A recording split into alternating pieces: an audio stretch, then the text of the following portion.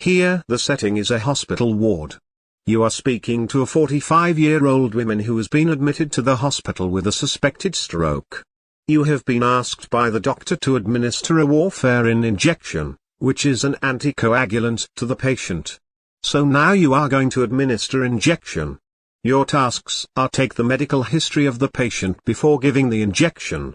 Explain that, after the injection he needs to be taken in tablet form every day for the next 4 weeks.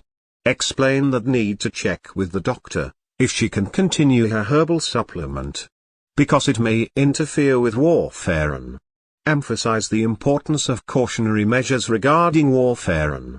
That is, minimize vitamin K in diet, avoid over-the-counter medicines due to their interaction. Leaflet on warfarin. Advise the patient to stop the medication and contact the doctor immediately, in case of unusual or prolonged bleeding. Okay. Here, you already know the patient's name.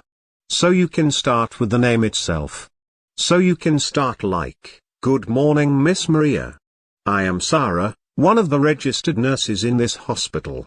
Today, I will be your attending nurse. How are you feeling today?" Then you can get on to your task. You can say, "I am here to give you a medication, is that okay?" So patient will definitely say yes. It's all right.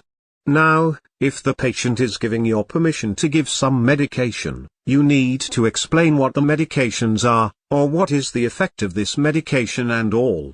So you can say, "Thank you, Miss Maria. Your doctor has prescribed warfarin injection. It is used for thinning the blood," and then you can ask the understanding of the patient about the medication. "Have you heard of this medication before?"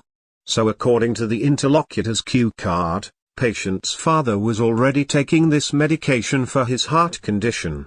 So, patient may convey that information to you, so you can say, "Yes, it is usually taken in the tablet form. But in your case, the doctor has advised injection to get it working more quickly. Now, in your case, you need to take it as an injection form for getting a quick working." So patient will say, "Okay, fine." Now, before giving any of the medication, you need to ask a few questions to the patient about the health condition. So that you need to ask before giving any kind of medications. You can ask like, "Do you have any ongoing medical conditions like hypertension or diabetes?" Or else simply you can ask, "Do you have any ongoing medical conditions?" Then you can ask, "Do you take any medication for it?" If the patient is having any medical condition means you can ask, "Do you take any medications for it?" And then you can ask, "Are you on any other medications at the moment?" And you can ask about allergy. "Are you allergic to any medication?" Now ask for some habits, such as alcoholism and drinking habits. So you can ask for the understanding. "Can I ask if you drink alcohol? Or would you mind telling me if you smoke?" This kind of questions you can ask before giving any medications to the patient. "Do you have any ongoing medical conditions? Do you take any medication for it? Are you on any other medication at the moment? Are you allergic to any medication? Can I ask if you drink alcohol? And would you mind telling me if you smoke?" So this kind of questions you can ask before administering any medications. Now in this case, the patient is having an ongoing medical condition that is polycystic ovary syndrome. And for that patient is taking a herbal supplement, which helps to calm down her symptoms, and she is not allergic to any medication. Now you can say, "All right, I'm going to give you the injection now." Following which you will need to start taking it in tablet form on an everyday basis for the next 4 weeks. So the patient will say, "Fine, okay. I will take it for the next 4 weeks." And then you need to give an information regarding her herbal supplement. I need to check with the doctor whether you can continue taking your herbal supplement. So patient may get irritated because, it is a medication which helps in calming her symptoms down. So she may get irritated.